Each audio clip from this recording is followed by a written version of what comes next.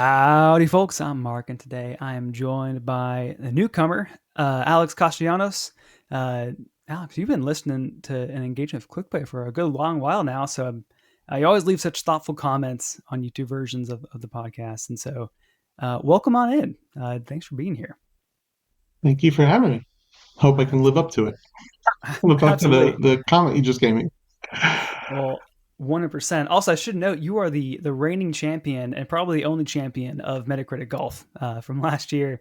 I started that out for this year, and I kind of quietly killed it because it was too much work. But so you are the one and only and forever champion of Metacritic Golf. So well done.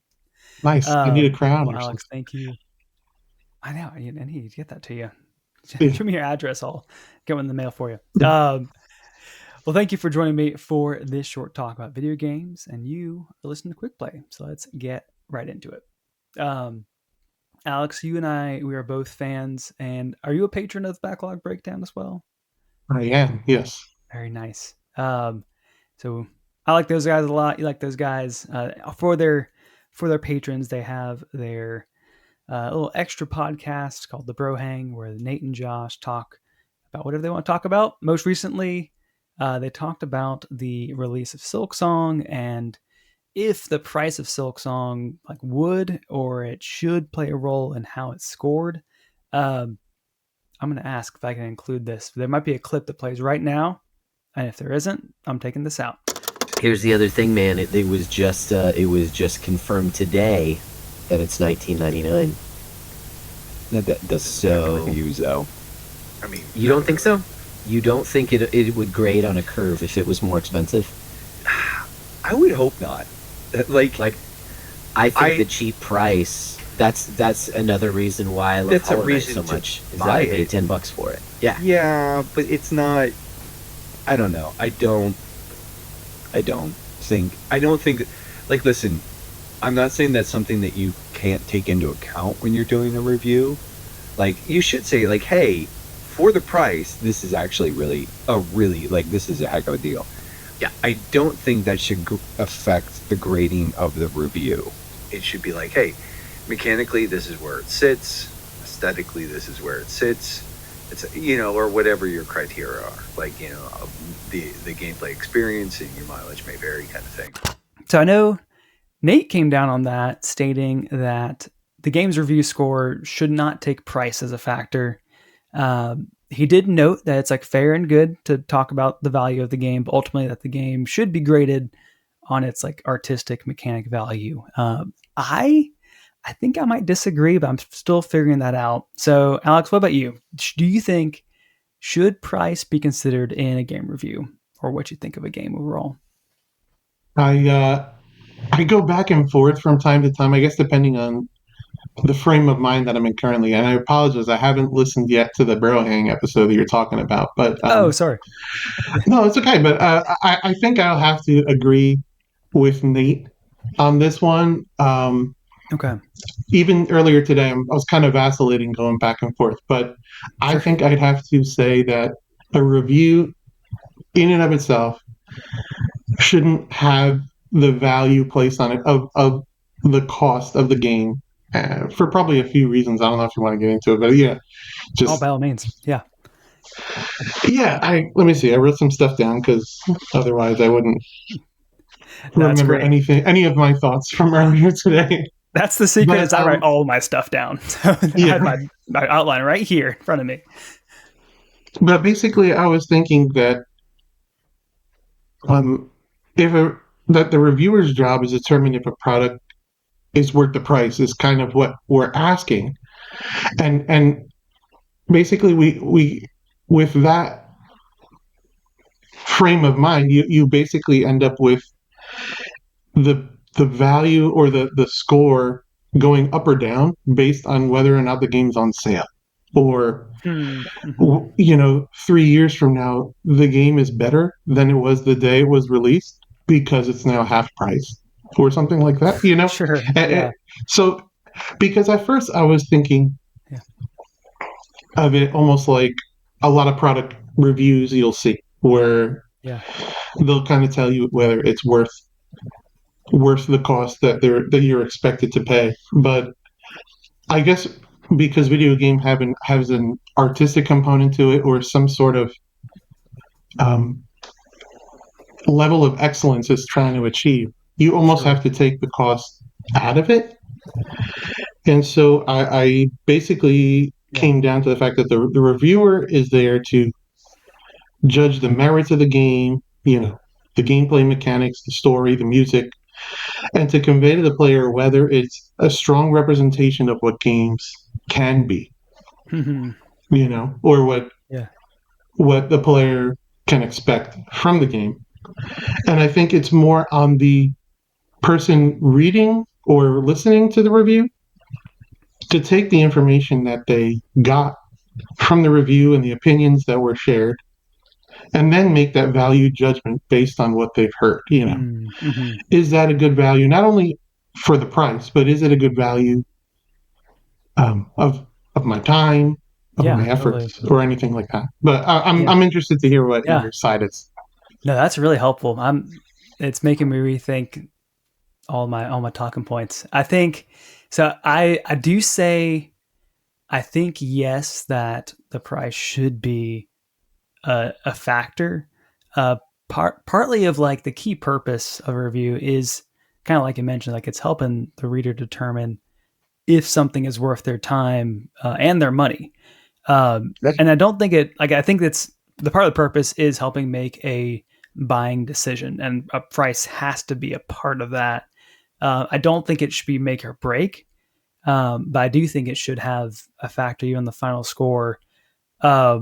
Like you mentioned, though, is like does a game's score go up if it goes on sale? Like that's like this only makes sense when it first releases and it's like at MSRP. Like Right. the $60 game is presented as a $60 game, and are you going to buy it at $60?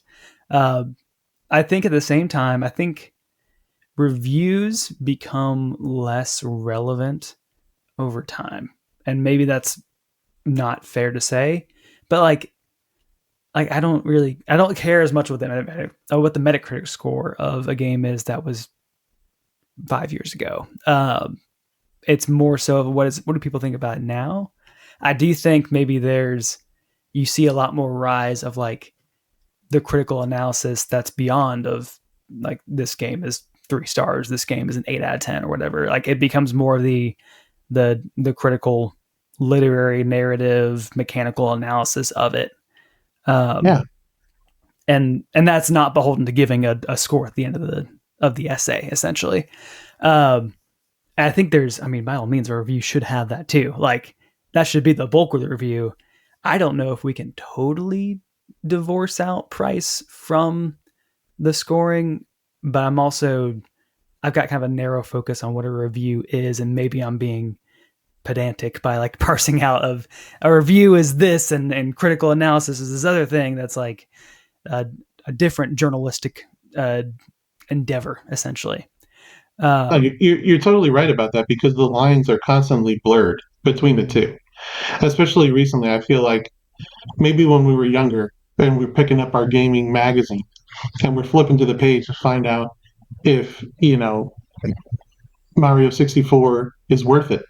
They would tell you graphics, 10, fun factor, 10, sound, 10. Yeah. Oh, this is great.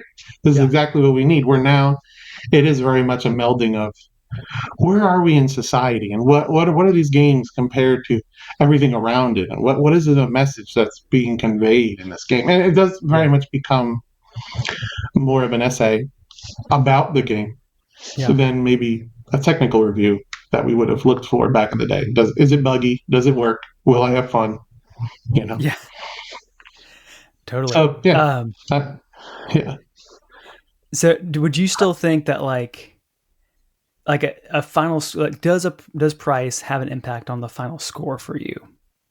Like if you were to rate a game do you use GG at all or something like that? Yeah, rarely, but yeah, I like it. Yeah.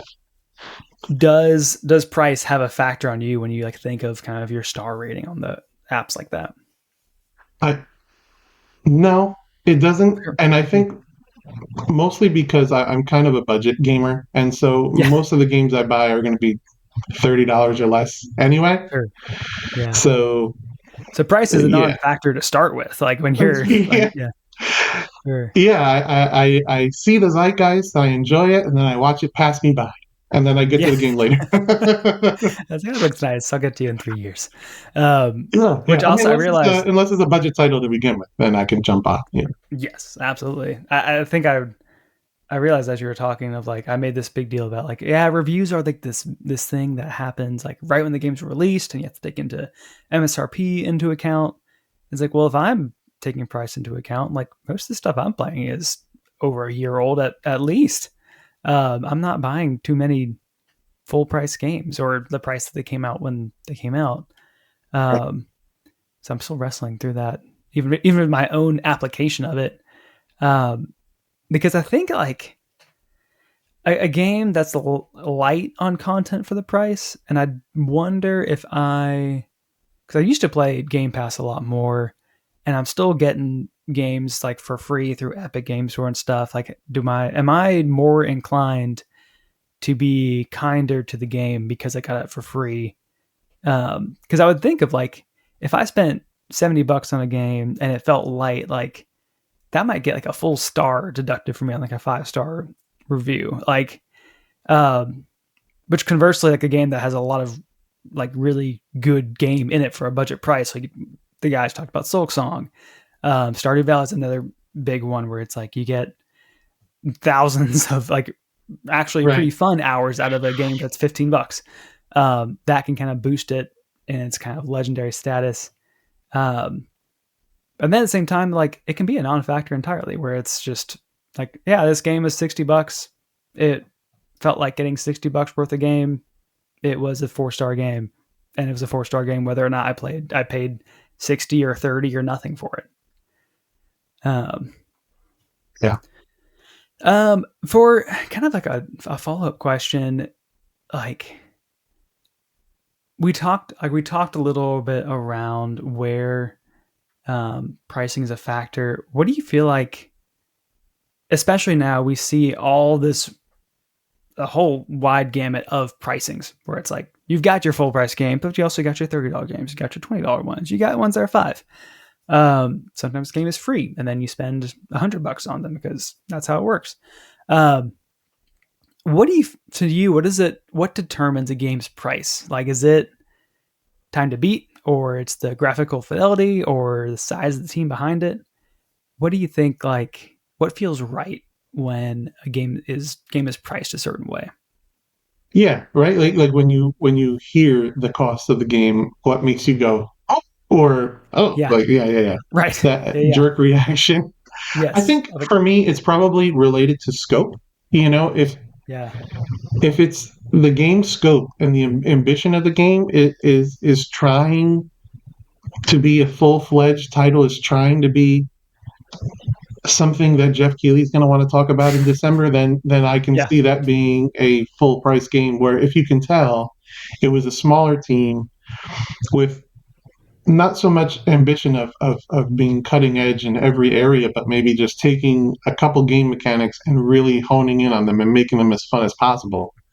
Yeah. Then you would expect a less of a title, or graphically they're doing something much simpler. Then I can, then you expect the price to be less. Where if you would see a full price tag for that, you'd say, "Wow, really for that? Okay." Yes. But I think scope probably is the main thing. I would think. Yeah. Totally. I think like I'm still scope is a good way to think about it because I feel like I'm still locked into like the how long to beat. Like I want to talk about like getting Yeah, your money's worth is often related to time. And I see how that's a negative, ultimately negative thing of like a game that a 20-hour game that has 10 hours of fluff is not necessarily better than an 8-hour game that with like a great 8 hours and that can both they can both be worth $40, $60. But it's even I've got like this mentality of if I'm buying a game for full price and it's 60 or 70 or 80 now, like I want to be at least be getting 40 hours of game out of it, and I kind of regret I'm stuck in this hole. Um, I wish it could be more along the lines of like pricing based on scope, um, and kind of like of it's more of the external factor of what the amount that has gone into a game rather than the amount that I personally get out of it time wise. Yeah. Mm-hmm. I remember as a kid getting an RPG and just really loving the idea that I can be lost in this RPG for Yeah, weekend after weekend after weekend and not having to worry about this game being done and now having to beg my parents to go to Blockbuster to rent sure. something else Yeah, because this one game that I purchased is lasting me a long time. I'm with you where I still feel that way about a lot of games. I think what's changed for me is sometimes my time is so limited that yeah, whether or not I'm done with uh, the game itself, I haven't reached the end of the game. I haven't rolled credits or anything like that. But it's been months at this point. So I'm just going to move yeah. on to the next one regardless. Sure. Yeah. So I think that's started to change my opinion on that over time. Yeah. And totally. I think I realized my own perception of what a game is depending where I got it from. Like if I paid money for it, I want a lot of time out of it. If I got it on Game Pass for free, like this game better be done in 5 to 8 hours max, and I'm ready to roll Yeah. credits and move on if I'm not enjoying it.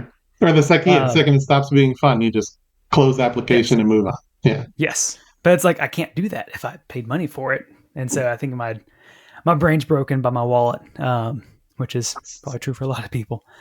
Um, well, our time is here short, but before we go, what is the kind of the one greatest like price to value difference that you can think of? Whether that's like as a high price for a low value or a low price for a high value, like whether or not that was what was actually bought and sold for or you got for free.